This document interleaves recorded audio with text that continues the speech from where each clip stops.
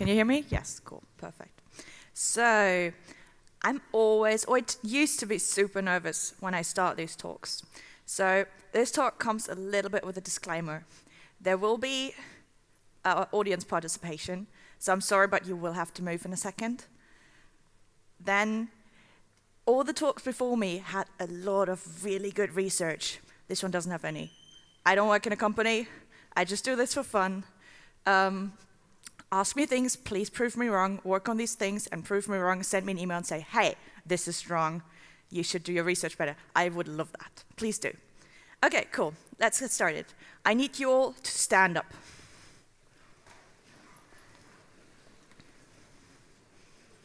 Wow, this works so much better than another conference. That's great. So we're going to do a breathing meditation. I have a GIF. You just follow the GIF. We basically breathe in, then we hold our breath for a moment, and then we breathe out. I will reenact this really silly with my arms, so enjoy. Are you ready? Cool.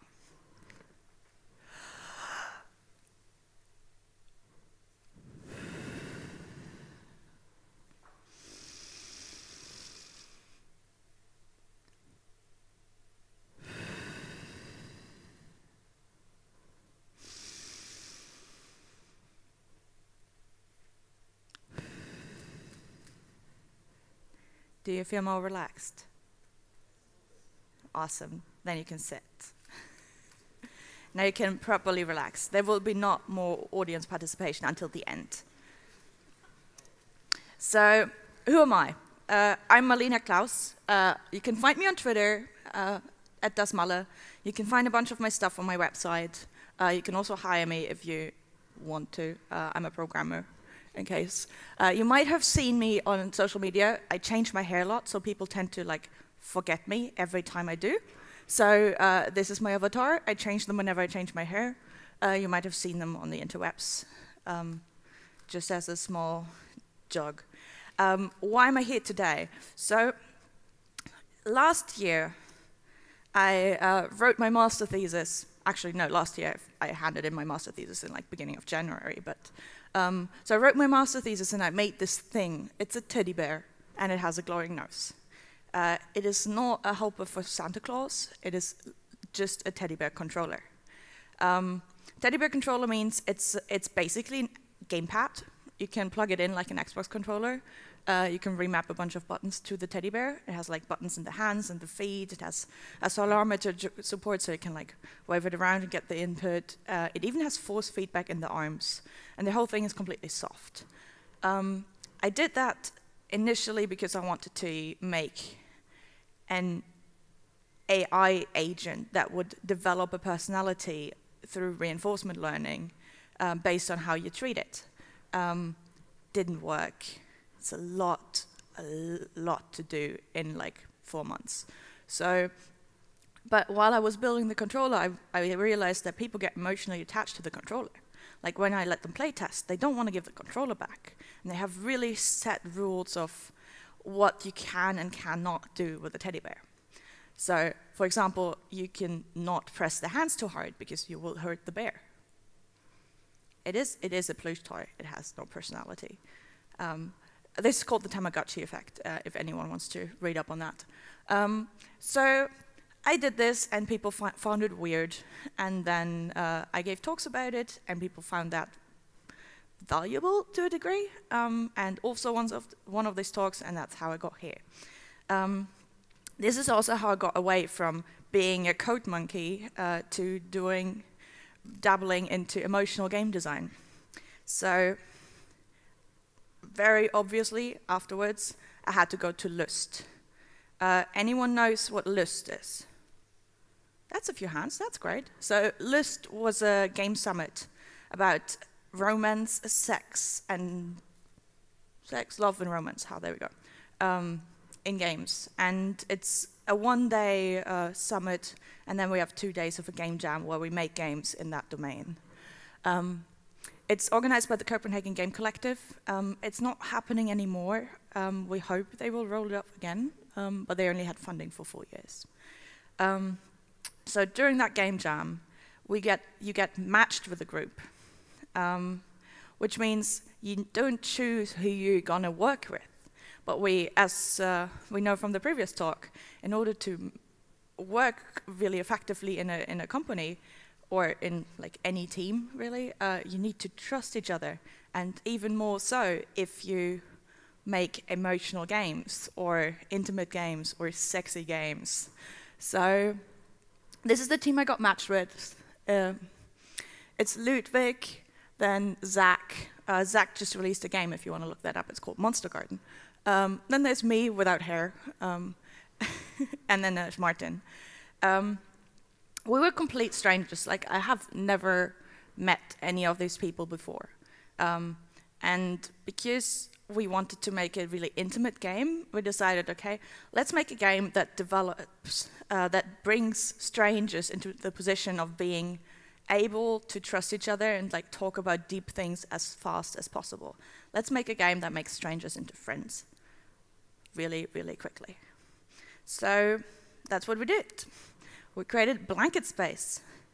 It's a game for 3 players. We were 4, but 3 players just worked best. It's a game for 3 players where you put 3 players. It's an analog game. So we put 3 players on the floor. They sit in like some sort of triangle, and we put a blanket like this over their heads. So they have some sort of pillow fort. We give them conversation cards that we put in the middle. And those conversation cards have like just 1 word on them. They are sorted. They get 3 cards. They are sorted from like easy to hard. Sorting that is it's a whole different problem, because easy topics are not easy topics for everyone. But for example, you start talking about nature, then you talk about aspirations, and then you go on to fears or childhood or death or loss. Like it spikes quite a lot. In order to make that work, you really need a safe space, because you need to be able to trust that everything that's said in the blanket space will stay there. Everything that you share will stay there. Nobody will attack you. Nobody will discriminate you for whatever reasons. Like, in the blanket space, you cannot say, hey, I really don't like your hair. Like, that's not the place. It's absolutely not the place. You can, like, you need a relationship for that first, and you can not do it within the blanket space. So I think everyone knows what safe space is. It is explained on the slide. I can read it to you because this is my handwriting. Disclaimer, this is all program art. I'm a programmer. Don't judge me on my art. So a safe space is a space where a person can feel confident to not be harassed, judged, or exposed to any form of discrimination. The setting of blanket space is it's based on rituals, because rituals help you to get in and out of experiences more easily. You can read up on that a lot. Like, LARP does that a lot. It's amazing. So what we do is, like, we prepare the space. We give the group a brief. We let them know that this experience will take a long time. When we designed it, we thought it's going to be like a 10-minute exercise thing, because you sit on the floor for 10 minutes, no problem, right? Turns out people take 60 to 90 minutes. Like, we have not had a single session that was shorter than an hour. And you sit on the floor. It's really like, sometimes we have pillows. It depends on where we go and do this, but it's not super comfortable. But you forget about it. That's the good part, right?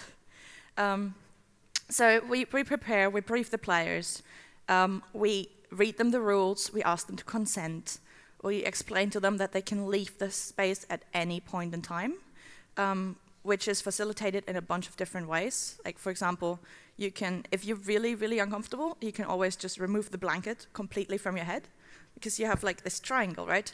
And you can just, like, if one goes out, there's still the blanket space. So it's not a problem. You can disconnect the physical contact, because we encourage people to hold hands, because it makes it a lot cozier. You can remove the physical contact. If you fold your hands in your lap, then people will know that you don't want to talk right now, which is absolutely okay. So we have a bunch of different mechanisms in place for people to be able to feel safe and, like, set their own boundaries inside the space. which we cannot police, because we, like as facilitators, we're not part of the experience. We only give the brief and the debrief in the end. Then we encourage the players to hum. So what we do is we explain it to them. So they have to hum, like, until they either run out of breath and feel like they're done, or until the whole group comes to a natural end. That can take up to 4 minutes. It's really good. It helps them to like tune in with each other, to get sensitive for how do I listen to someone else, how do I communicate with my body language, how do I communicate with eyes, and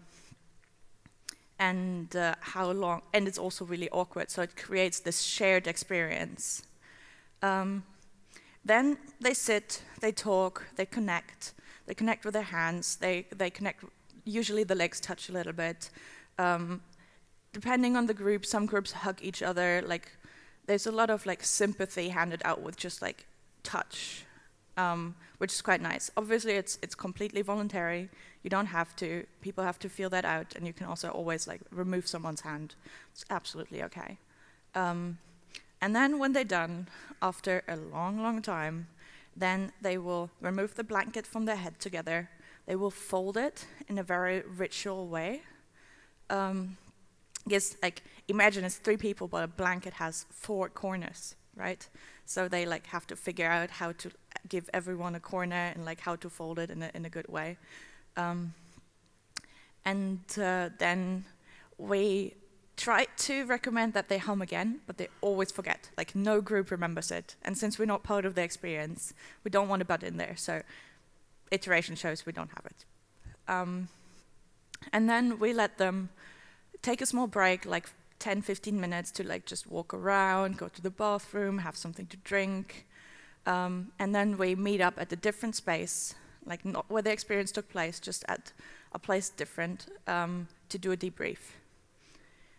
And I will talk about the debrief a little bit more, but first I want to share a quote from Ellie Abraham about the experience. They were part of the playtests that we did at Lust. We didn't change the game much after that. Like we tried to iterate on it, and everything we did just made it worse, so we just stick with what we had so far. So Ellie said, "We sat such that our legs touched, held hands, and discussed desires, dreams, and nature. It felt like we had vanished into another space entirely. We're completely oblivious to everything beyond the blanket." So we learned a bunch of things from this game. I learned a lot of things personally, but also in the group we learned a bunch. People get really curious about the game. So whenever I pitch it, people are like, "Oh, can I play it?" And it's like, yes, you can, but it's gonna take 90 minutes, and we're gonna need this quiet room and 2 other strangers. So it's not the easiest game to set up, but people really want to play it. People love playing the game. Like, I had people coming back and being like, "I love this. I don't feel like I can play it today again, but can we do another session tomorrow?" So we get a lot of really positive feedback about it. We also we'll get a lot of positive feedback about it and have people coming back. The only critique point that we always get is sitting on the floor is a problem. We tried to change that up. We tried to like sit on chairs, but then you're too far away, then the blanket will drag in the middle. We tried to have like bean bags, but then like it's really noisy because you move around all the time. Like it seems like sitting on the floor is just the best way. The better you facilitate it, like the more time you have to prepare and stuff, you can like make sure that there's enough pillows and those things. That makes it easier, but in the end, I mean, maybe we all need to stretch a little and manage to sit on the floor for an hour. And what we learn is feelings can come up. And that is a super important thing. Like, I think we live in a society where it's not that common to be open. It's not that common to be open with people that you don't know. It's not that common to be open at work. And like, you need a lot of trust to be able to be that vulnerable. Blanket space facilitates this trust, and people tend to share. And sometimes people share too much. Sometimes people share things that they don't regret sharing, but that they didn't want to open up the box. So it's really important. I mean, they get a lot of support within the blanket space, but it is a short experience, and feelings tend to come back after some time again and again and again. So it's super important to do debrief in the end and make sure that every one of the players knows that they're safe, knows that they have someone to contact, know who to contact and when it's okay to contact them. I always give out my personal email address and my phone number to players. They can call me at any time. It never happened, but I kind of hope it never does, but I also hope that if it's necessary, it will happen. We'll usually give out resources depending on the country of where you could get psychological help if you need. And we encourage the players to share email addresses, phone numbers, and check in with each other. Like, check in with each other after the experience. Do it in a week, do it in 2 weeks. Just do it in a year, maybe even. And that's all a big part of the debrief. Before I'm getting into how we debrief those experiences, I want to get a little bit into the process of how we designed it, because that was really taxing. So the idea was to skip small talk, right? Let's be friends immediately. We don't want to do the weather talk. We just want to go straight to the nitty-gritty, juicy stuff. My childhood sucked stuff. So how do you create an environment that fosters intimacy and friendship? That was what we play tested. That meant that we play tested a lot of stuff that did not foster it at all. And that was strangers. It was glorious.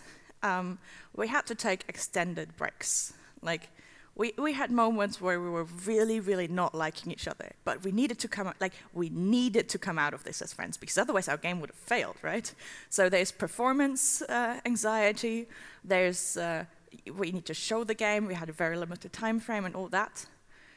We could have created a crunch culture, but we went exactly the other way. We went to, like, aggressive kindness instead, I would call it. So we play tested this broken game, and we learned by failing and failing over and over again.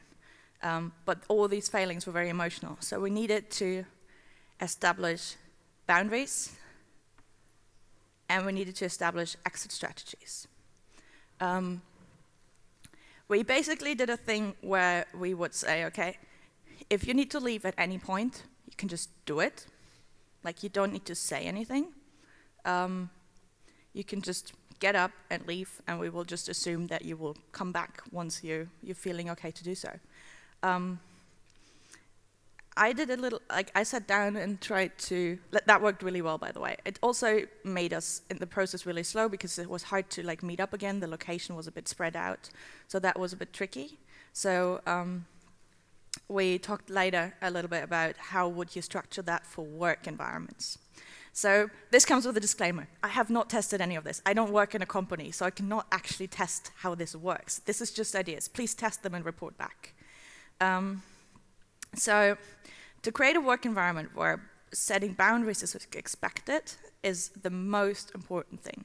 If I say, I cannot right now, then you need to back the fuck off and let me, like, give me 5 minutes and then I'll come back. It comes with a huge responsibility as well. Like, if I tell someone I cannot do it right now, then it's on me to follow up again and say, but now I can, right? Don't make it an avoidance strategy. Make it a boundary, not avoidance. Exit strategies could be break cards. Like, if you think of a football game, you have, like, the red and the yellow card. So if you would just give each, like, if you have an emotional discussion coming up, give each of the participants 2 cards, and then they can take, like, a 5-minute break, which is the yellow card, and a 10-minute break, which is the red card. You just put them on the table and walk out. People know, okay, she needs a break. There's no need for saying anything. There's no need for justification. And also you have a set time frame, which makes it easier to, like, get the group back together. The group that stays behind can then decide if it's okay to continue the conversation or if they also want to take a break. I would guess, as I said, I have not tested it, but I would guess that if somebody throws the 5-minute card, a lot of people will throw it in as well in the same moment and be like, yes, let's take a break rather than continue this conversation. Because usually the first person to say it is not the only one feeling it. So I did a lot of research into consent and boundaries and how can we do that in games, etc., etc. From the BDSM culture, you probably all know the safe words. I think a safe word in a company culture would maybe be really good. For example, if you have this really heated discussion and somebody screams, "Banana!" and runs out of the room, I think that will get the heat of the moment a little bit down. Like, it will be really funny, that reduces a little bit of the anxiety and of the tension that you have, and it's a good way to take a break, I think. You could obviously not do this if you did not agree on this beforehand. I mean, try it out, report back. I would love to see that. But I think safe words might be a thing that could work. Of course, used responsible. Also, just schedule breaks. Like, have your discussions short, say, time box things, and just revisit issues. If you can't resolve it, just leave it and pick it back up tomorrow. Like, most things do not have to be solved right now. It's very rare that you need to do that. And if you still have 2 minutes to get a coffee. So in order to do this, but that touches on the presentation before, so you don't really need this probably, but like, what's also really helpful for fostering a healthy work environment is have a room where people can, like, my old company had that, us too. They have a room where you can go and meditate. It has a lockable door. It's great, you can just go there, it has a nice chair, you sit there, you meditate for 10 minutes, and then you go back out and you feel a lot better. That was a lifesaver for me. Like, I have anxiety, going there and just taking 2 minutes is the best thing ever. Do your meetings, if you can, walking. Like, go for a walk outside. If you don't need to take notes or if you don't need computers, just go and walk. And also, there's the Hamar Game Collective in Norway. What they do is they stretch every morning.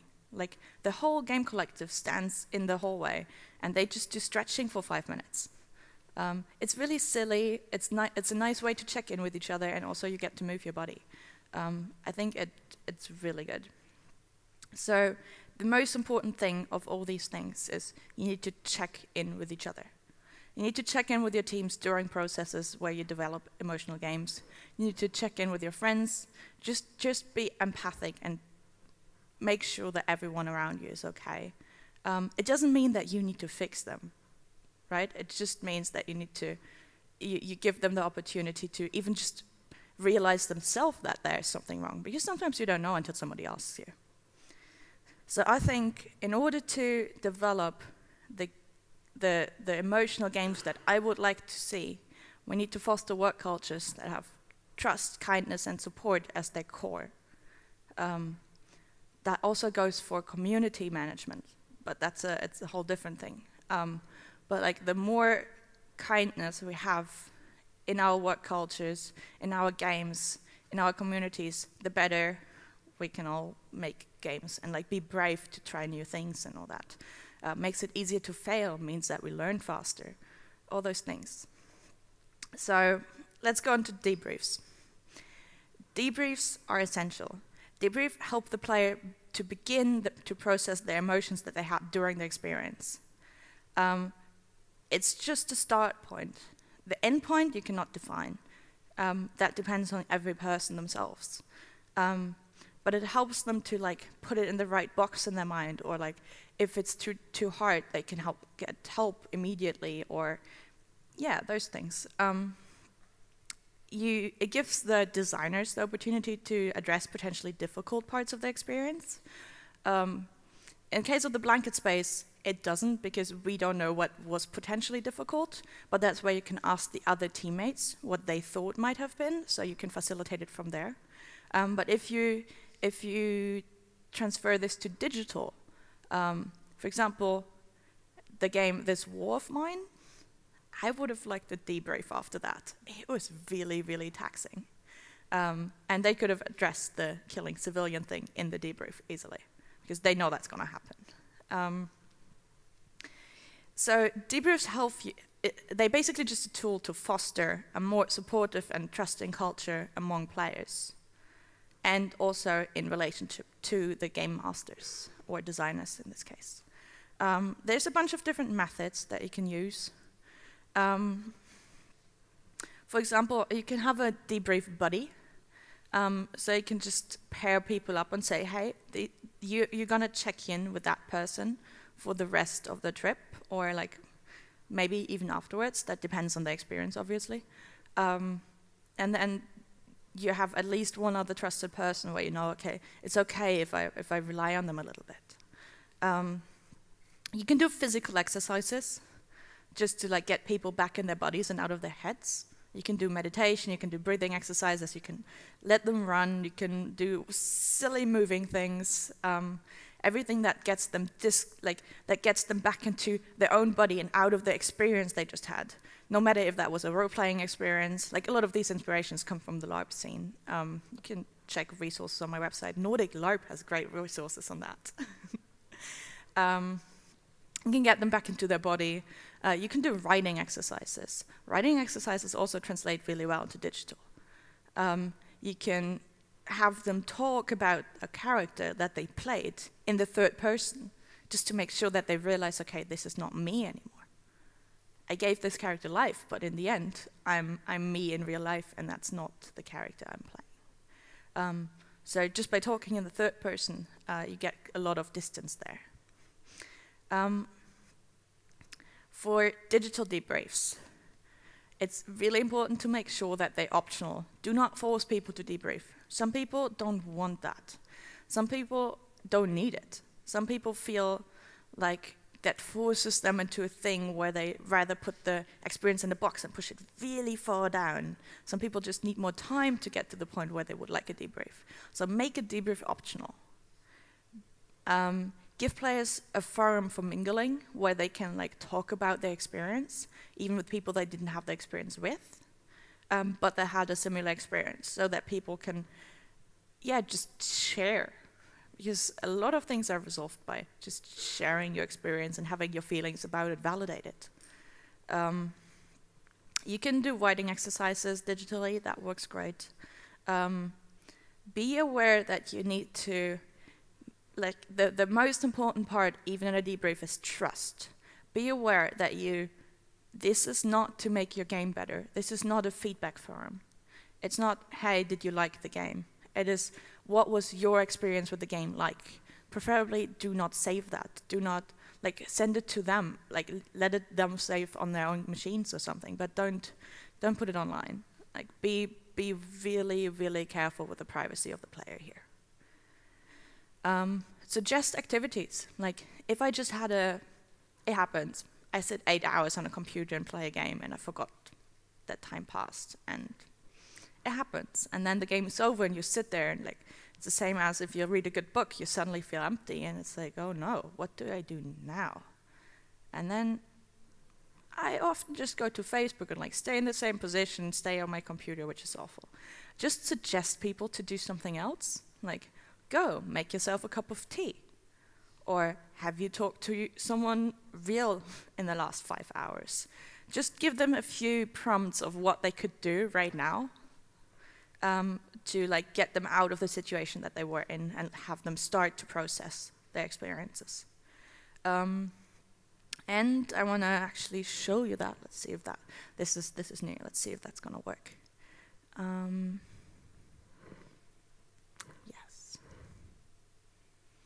There's this self-care guide. It's called You Feel Like Shit. It is a self-care guide which helps you when you feel really bad. You can use it if you have depression issues, for example, but you can also use it if you just feel a little bit meh right now. So you don't have to read all of that. It's basically just, this is a routine. You just follow the dialogue. And it asks you, have you eaten in the last 4 hours? Have I eaten? Yes, I had breakfast. Okay. Yes. Next question. Have you taken any medication you need to take? Yes. I'm all caught up because I don't take any right now, so that's good. Drink a glass of whatever liquid you like best. Okay.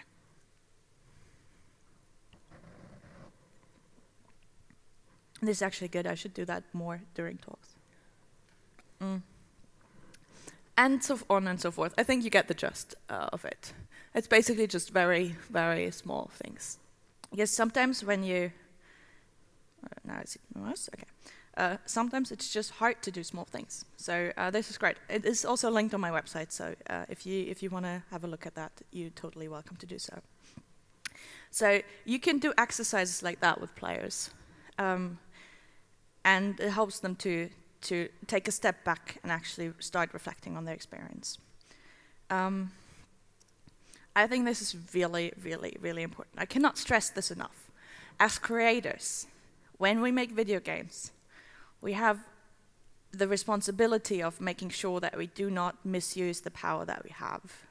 I mean, we all know the Spider-Man quote, with big power comes big responsibility.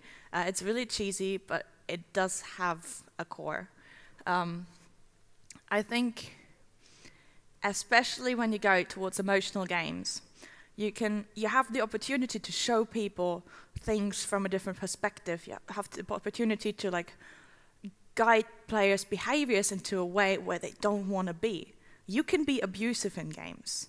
Be aware of that. And being abusive, if your ideas, you want to show people how easy they are to be manipulated, that's okay. You can do that in a game, but make sure that you tell people in the end that that was intentional.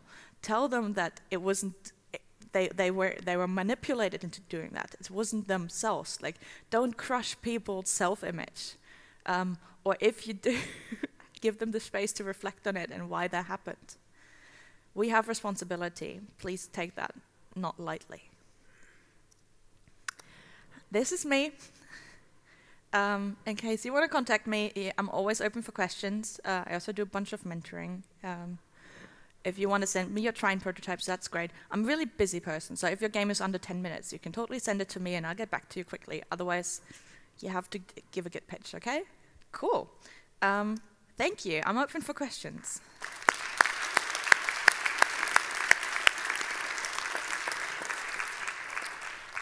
Thank you for the talk, Malena.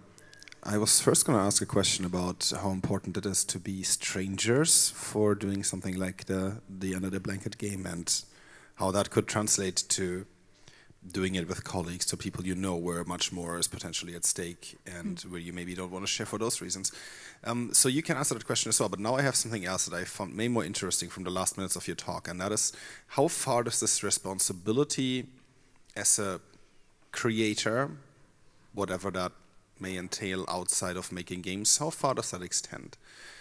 As an example, we have just been recently, fairly obviously, been examining our thesis students, and defense of your thesis can be an emotionally exhausting thing. Maybe there were a bunch of students who were afterwards looking fairly like they have been through something.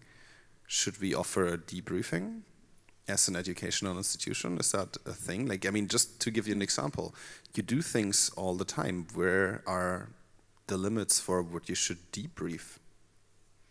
That's a really interesting question. So the question is, how far does our responsibility as creators go? And which experience should we debrief and which shouldn't we debrief, right? For example, should we debrief a thesis session? So, in terms of games, I think games like Candy Crush do not necessarily need a debrief. Whereas games like This War of Mine, I would really like to see one. For interpersonal communication things and grades, exams, those kind of things, I think it would be great to have the option. I mean, it really depends. If you have a digital debrief tool which you can use for that, that would be great. Or if you know that there is somebody you can go to, a lot of schools have a counselor where you can go, right? They are still adults, right? Everyone is self-responsible for their own feelings. People need to own their own feelings and realize when they need help and then ask for it, right? But if you put somebody intentionally into the position of experiencing something really troubling, then I would expect you to offer it.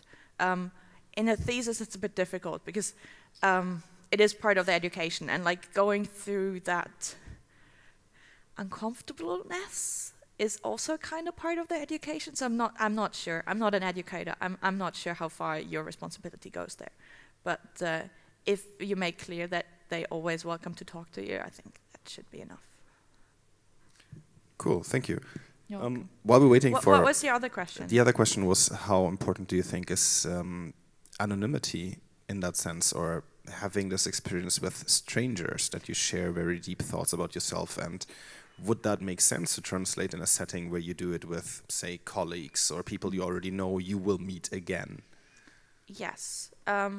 So the question is, could you play blanket space in this case, I guess, with friends as well, or with colleagues, or with people that you meet again, or does it need to be strangers? So we did not test it with people that are not strangers, because we saw a bunch of potential issues with that. One of which is when you already, like, it's 3 people, so it will be, you won't be the same amount of friends with both of those people. So some you know better, some you don't know that well, and there's like a bunch of inherent, like you already have a relationship established, and like breaking out of that relationship boundaries, like how is it structured, how has it always been, is really hard. And then doing it with 2 people at the same time, I think it needs a very healthy friendship first in order to be okay with doing this. And then also sharing things that you haven't shared before, for example. Some people do that, or yeah, so it can be either very boring because your friends know you that well, and there's nothing to talk about, or it can get really intense and uncomfortable, and then you're not sure. We were just not sure how friendship dynamics play into that. Whereas strangers, like you the same amount of strangers with everyone, right? So like you don't have an established dynamic there yet. And by starting with a game like this, you establish a really, really kind dynamic, which we really like. Okay. Thank you. You're welcome. Any other questions? No? Okay. Okay, well then, thank you very much for your talk. It was very interesting, and I want to try playing that game, like Blanket Space, at some point as well. It really sounds fascinating. Yeah, thank you so much. You're very welcome.